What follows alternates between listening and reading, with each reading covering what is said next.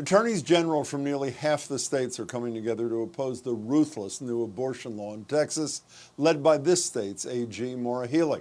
They filed a brief backing a challenge from the Justice Department earlier this week, asking a judge to temporarily halt implementation of the law, which went into effect earlier this month. As you know, it bans all abortions after 6 weeks, before most women even know they're pregnant, and instead of giving government officials enforcement power, the law deputizes private citizens as essentially bounty hunters, letting them sue anyone who gets, gives, or helps with an abortion for $10,000. In their brief, the AGs argue the law, quote, represents a new and dangerous frontier in the quest by some state legislatures to restrict or eliminate abortion access in violation of well-established law. Massachusetts Attorney General Maura Healey joins me now. Attorney General, good to see you. Thanks so much for being here. Good to be with you too, Jim. Why do you and Merrick Garland, obviously the Attorney General, think you will fare any better with this litigation than the last litigation that was essentially rejected by the Supreme Court?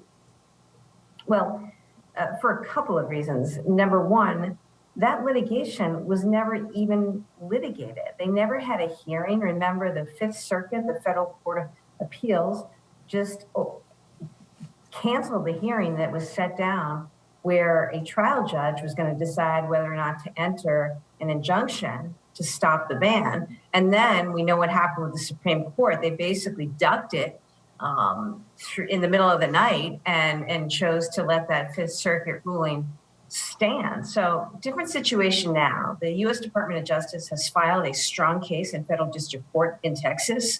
My office led the filing of a brief yesterday in federal court, joined by 23 other AGs. In support of that case. And again, it is to really make sure that this issue is heard, because each day that goes by, Jim, women's lives, their well-being are at risk. They are being harmed both in Texas and outside of Texas in such profound ways and in ways that are obviously unconstitutional. I'm assuming all three of those 23 other attorneys general are Democrats. Did not one Republican care about protecting the right to reproductive health services on behalf of the women in his or her state? Sadly, no. And really what this is about and what this relates to, Jim, is the fact that abortion rights are voting rights. These states with these onerous bans, I mean, Texas is the most extreme, but we are also fighting a ban right now in Mississippi, another one in South Carolina. They are the product of gerrymandered districts drawn by Republican state legislatures. And you have people in place who for years worked to disenfranchise Black and brown voters who now are in the position of passing these laws. And that is why, Jim, it is no coincidence that the same week that Texas and Governor Abbott signs a law, SB 8, banning abortion, it's followed by the law restricting voting in the state of Texas. These two issues are so tied together. Since you mentioned Governor Abbott, I want to get back to the merits of your case in a minute, but since you mentioned Governor Abbott, he was asked the other day at a press conference why there was no exception for rape or incest, and his response to the rape portion of the question was, well, we're just going to eliminate rape in Texas. Here is Abbott's response to the question. Rape is a crime. And Texas will work tirelessly to make sure that we eliminate all rapists from the streets of Texas by aggressively going out and arresting them and prosecuting them and getting them off the streets. You know, a point was made to Maura Healey shortly after that there are 5,300 untested rape kits at least in Texas, the state that's going to eliminate rape. What's your reaction to Abbott's incredible response? Just absolute disgust. I mean, I am so disgusted by Greg Abbott and also by the Attorney General Ken Paxton in Texas for what they are doing. It is shameful and it is harmful. The idea that he would support a law that right now is forcing rape victims of incest to carry their pregnancies to term is horrifying. The stories, Jim, are heartbreaking. And, you know, I'm talking to my colleagues on some of the border states. Right now in New Mexico, New Mexican women cannot get appointments for abortion in their own state. Why? Because they've been filled with Texas patients.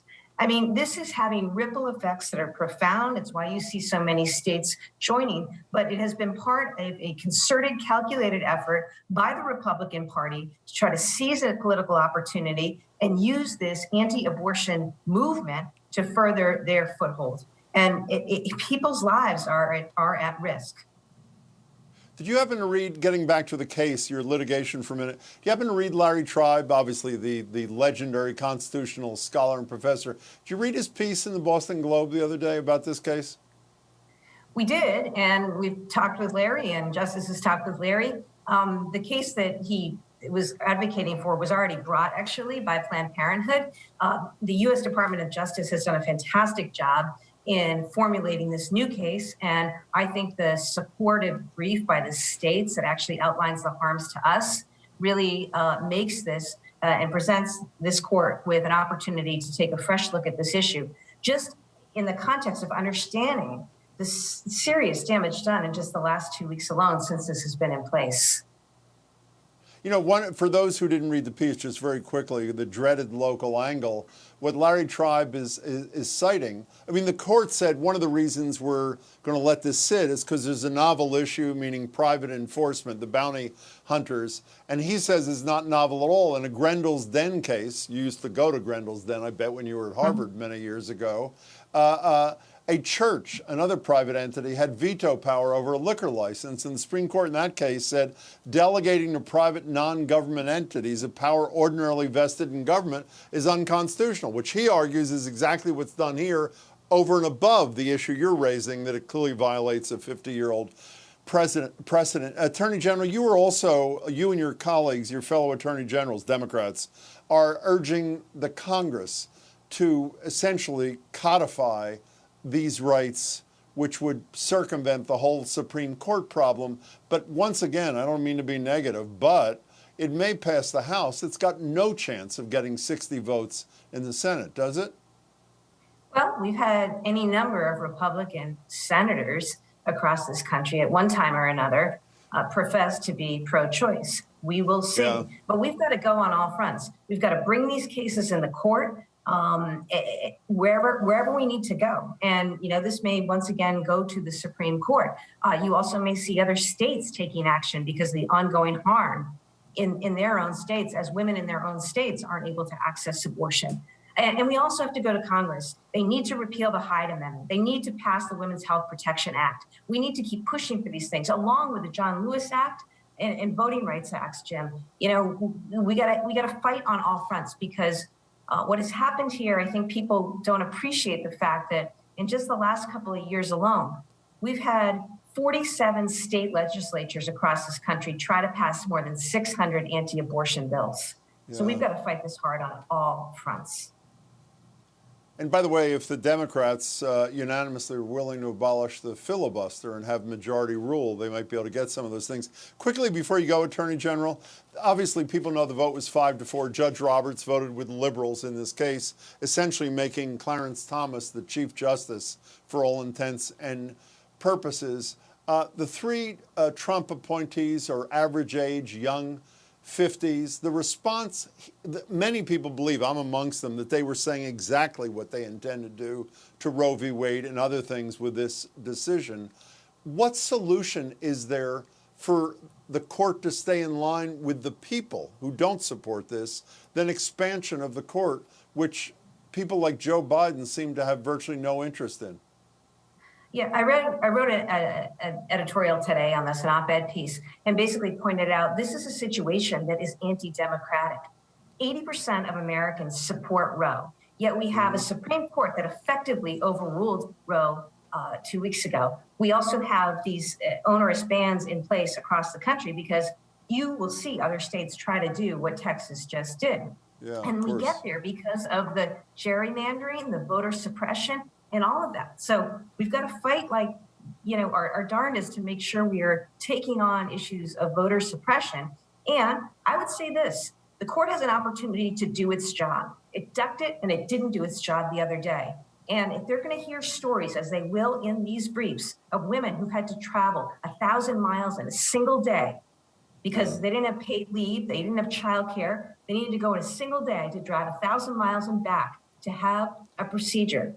People who had to flee and sell possessions to be able to pay for a ride, to flee an abusive husband and get an abortion. I mean, how can you, as a matter of justice and understanding what Roe v. Wade says in terms of precedent, not do your job? And I hope that we see that in the coming weeks, and we've got to see a court enter an order blocking this ban. And we only have 15 seconds left, and if they continue down the same track, would you support expansion of the court quickly if you can? I've never supported that as a general matter. At this point, I think all options need to be on the table. But I hope we don't get there. And certainly, I think it's time to end the filibuster. Maura Healey, I really appreciate your time. Thanks so much for your thoughts. Thanks for having me, Jim.